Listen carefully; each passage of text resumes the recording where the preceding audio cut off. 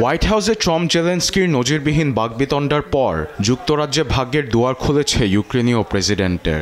রুশ ইউক্রেন যুদ্ধ নিয়ে রবিবার লন্ডনে আলোচনায় বসেন পশ্চিমা সামরিক জোট নেটো ও ইউরোপের ২৭ দেশের জোট, ইউরোপীয় ইউনিয়নের শীর্ষ নেতারা।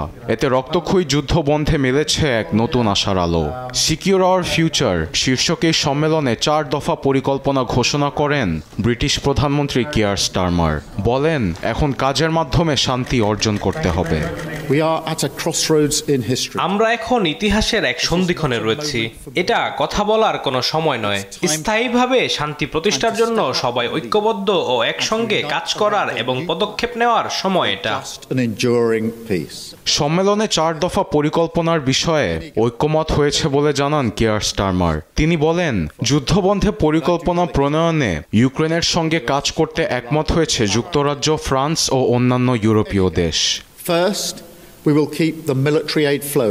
প্রথমত, আমাদের ইউক্রেনকে সামরিক সহায়তা অব্যাহত এবং রাশিয়ার উপর অর্থনৈতিক চাপ বৃদ্ধি রাখতে হবে।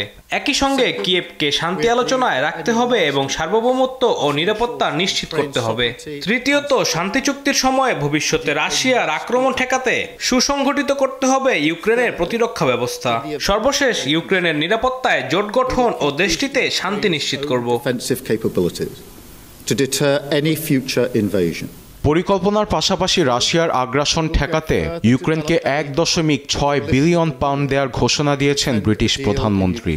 বলেন, এই অর্থ দিয়ে ইউক্রেনের জন্য আকাশ প্রতিরক্ষার কাজে ৫,০০০-এর বেশি ক্ষেপণাস্ত্রও কেনা হবে। একই সঙ্গে যুক্তরাষ্ট্রের ভূমিকা তুলে ধরেন কিয়ার স্টারমার। জেলেনস্কি ও ট্রাম্পের মাঝে যা হয়েছে সেটি কাম্য নয়, কিন্তু এই যুদ্ধে যুক্তরাষ্ট্রের সমর্থন থাকাটা আবশ্যক।